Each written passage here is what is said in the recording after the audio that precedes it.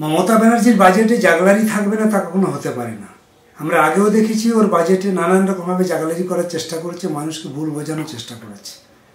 এবারও বাজেটে আমি দেখলাম সাংঘাতিকভাবে গরিব মানুষকে ঠকিয়েছে এবং সেটাকে আড়াল করার চেষ্টা করছে। গরিব মানুষের কাছ থেকে টাকা লুট করেছে, সেটাকেও আড়াল করার চেষ্টা করেছে। আপনারা অবাক হয়ে যাবেন, এবার আবাস যোজনায় যে বরাদ্দ করেছেন তিনি বলছেন যে আবাস যোজনার টাকা কেন্দ্রীয় সরকার বন্ধ করে দিয়েছে, আমি আমার সাধ্য মতন চেষ্টা করছি আমার রাজ্যের মানুষকে দেওয়ার জন্য। তিনি বলেছিলেন যে 12 লক্ষ মানুষকে টাকা দেবেন। 12 লক্ষ মানুষকে প্রথম কিস্তির টাকা দিয়েছেন, 60,000 করে টাকা দিয়েছেন তিনি। দেওয়ার ক্ষেত্রে নানান রকমের ত্রুটি দুর্বলতা রয়ে গেছে, আমি সেটা ছেড়েই দিলাম। কিন্তু যাদেরকে দিলেন এই 12 লক্ষ মানুষ বেনিফিশিয়ারি, এদের ঘরটা তো করতে হবে, তাহলে এদের জন্য টাকা বরাদ্দ করতে হবে এবার বাজেটে। এটা হচ্ছে ফাইনাল বাজেট হলো, এই বাজেটে তাদের টাকা ধরা হলো না। আবার বলা হলো 16 লক্ষ মানুষকে তিনি এই আবাস যোজনার আওতায় নিয়ে আসছেন, তিনি তাদেরকে টাকা দেবেন। তাহলে 16 লক্ষ মানুষের জন্য কত টাকা বরাদ্দ করা হলো? 16 লক্ষ মানুষের জন্য 9,600 কোটি টাকা বরাদ্দ করা হলো। ওই 16 লক্ষ মানুষকে যদি আমাদের পূর্ণাঙ্গ ঘর দিতে হয় তাহলে কত টাকা লাগে? তার অর্ধেক টাকা তিনি ধরলেন, মানেটা কি? তাহলে এই অর্ধেক টাকা ধরার পর এই লোকগুলোকে দেয়া হবে 16 লক্ষ লোককে, আরও 6 মাস পরে আবার তাকে বাজেট করতে হবে, টাকা বরাদ্দ করতে হবে। তাহলে এই লোকগুলো কি 6 মাস খোলা আকাশের নিচে থাকবে? এই টাকা নিয়ে তারা কি ঘর করতে পারবে? টাকার বরাদ্দ তো বাড়েনি, মানে ঘরের জন্য যে টাকার বরাদ্দ সেটা না বাড়েনি, সেটা আমি ছেড়ে দিলাম। কিন্তু 1,20,000 টাকায় তিনি যে ঘর করে দিতে চাইছেন, তার 60,000 টাকা যদি মানুষকে দেয়া হয়, তারপরে আরও 6 মাস পরে তারা টাকা পাবে। এই 6 মাস টাকাটা কোথার থেকে আসবে? সেই টাকার তো সংরক্ষণ মানে বরাদ্দে ধরে রাখার কথা, সেটা ধরলেন না। তাহলে এদিকে 16 লক্ষের অর্ধেক টাকা ধরলেন, ওদিকে 12 লক্ষের অর্ধেক টাকা উনি বলছেন দিয়ে দিয়েছেন, মানে 7,02,000 কোটি টাকা। তাহলে বাকি টাকাটা ওরা কোথা থেকে পাবে? মানে এই যে চাতুরি করার চেষ্টা হচ্ছে, মানুষকে ভুল বোঝানোর চেষ্টা হচ্ছে, মানুষের সামনে ভালো সাজার চেষ্টা হচ্ছে যে আমি তোমাদের জন্যে ঘরের জন্য টাকার ব্যবস্থা করছি, মানেটা কি?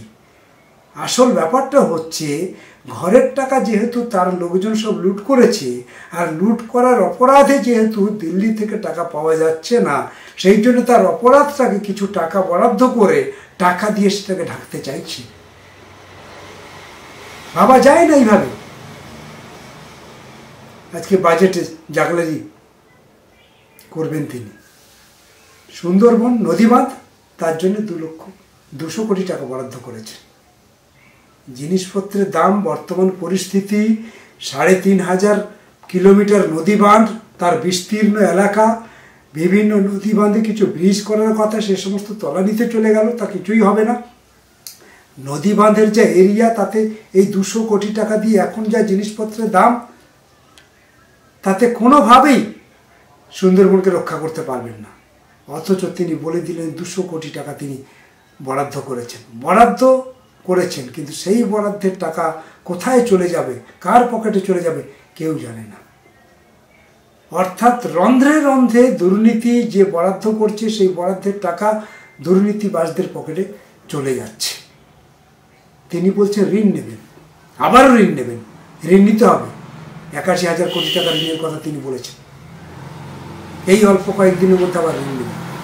বামফ্রন্ট সরকার ছিল যখন, দেশ স্বাধীন হওয়ার পর থেকে বামফ্রন্ট সরকার 34 বছর রাজত্ব করেছে, তার মধ্যে তার ঋণের পরিমাণ কত ছিল? 1,92,000 কোটি টাকা।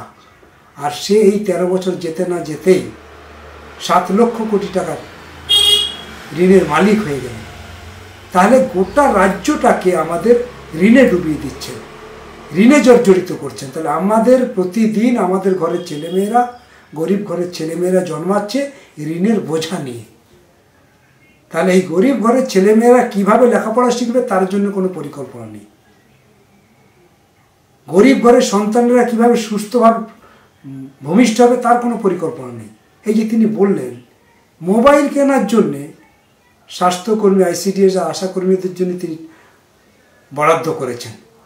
কিন্তু ওই গ্রামের গর্ভবতী মা সে আর একটু পুষ্ট পাবে কি করে, পুষ্টি, তার জন্য বরাদ্দ নেই। তাহলে যে বরাদ্দ কেন্দ্রীয়ভাবে ধরা হচ্ছে, তোমার বরাদ্দটা তো বাড়াতে পারো। তোমার রাজ্যের বরাদ্দটা বাড়ালে আজকের হাফ ডিমের জায়গাতে একটা ডিম পেতে পারে।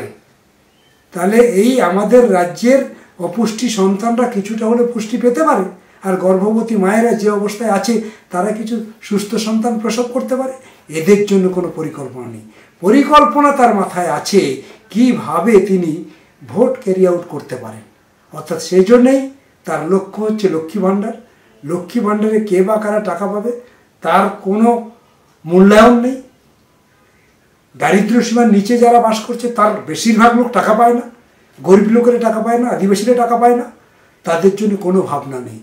আর যারা পেনশনের উপরে বেঁচে আছে, ভাতার উপরে বেঁচে আছে, ওষুধ ছাড়া যাদের বাঁচার কোনো উপায় নেই, এই বৃদ্ধ ভাতাদের জন্য 1 টাকাও বরাদ্দ বাড়ানো হলো না। সুতরাং এই বাজেট সব মিলিয়ে যদি আমি বলি, তাহলে সাধারণ মানুষ, খেটে খাওয়া গরিব, মেহনত করা মানুষ, ছাত্র, যুব, বেকার, এদের বিরোধী বাজেট। শ্রমজীবী মানুষের বিরোধী বাজেট, কৃষক বিরোধী বাজেট। ধান কেনার জন্য বাজেট যাই করুক না কেন, বরাদ্দ যাই করুক না কেন, সেই অর্থ ধান কেনার জন্য এর আগে যে কটা বাজেট হয়েছে সেই বাজেটেও সেই অর্থ খরচ করেনি।